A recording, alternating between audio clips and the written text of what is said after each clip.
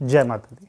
आप सभी को नमस्कार। एक बार आप सभी को नवरात्रि की पुनः शुभकामनाएं। आज हम नवरात्रि के 7वें दिन के बारे में जानेंगे, जिसमें हम माँ कालरात्रि की पूजा के बारे में चर्चा करेंगे।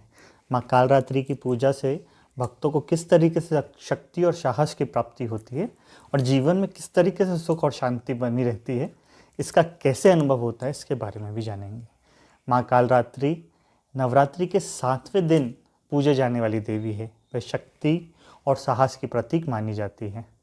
साथ ही साथ उनकी पूजा से भक्तों को विशेष ऊर्जा प्राप्त होती है और नकारात्मकता एकदम से उनके जीवन से गायब होती है।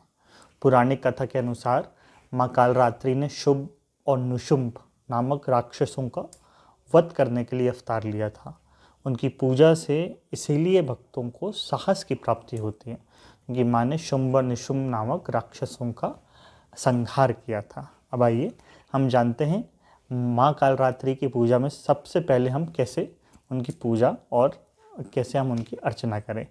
सबसे पहले स्नान ध्यान कर लें, स्वच्छ वस्त्र पहन लें, पूजा स्थल को शुद्ध कर लें, चौकी पर नीले रंग का कपड़ा बिछाएं, माँ कालरात्रि की प्रतिमा या चित्र स्थापित करें। अगर ना हो तो माँ दुर्गा में ही अब माँ कालरात्रि का जो है वो ध्यान कर लें।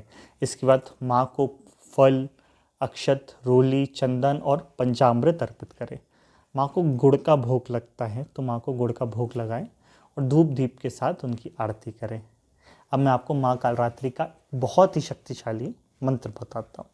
कोशिश करें कि आज के दिन 11 बार माँ कालरात्रि के इस मंत्र का जो है उच्चारण करें, और वो मंत्र है ओम देवी कालरात्रे नमः।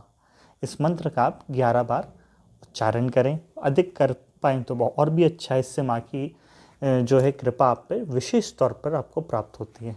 माँ की आरती कर लें, उससे भी आपको विशेष लाभ प्राप्त होता है।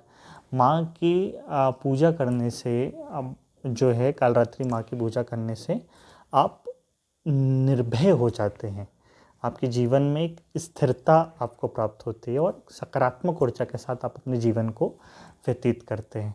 और माँ का नाम लेने से ही, कालरात्रि का नाम ही बस लेने से, माँ कालरात्रि का नाम लेने से ही एक अलग तरीके की ऊर्जा का संचार आपके शरीर में होने लगता है।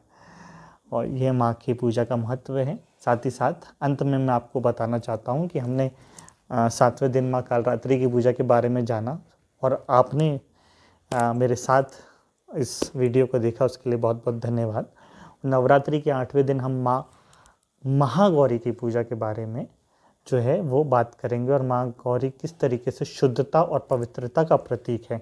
अगले वीडियो में हम माँ गौरी की पूजा के बारे में जानेंगे। बने रहे हमारे साथ और जानिए नवरात्रि की हर दिन की विस्तृत जानकारी। कल हम माता गौरी के बारे में, माता महागौरी के बारे में जानेंगे। आप सभी का बहुत बहुत धन्यवाद।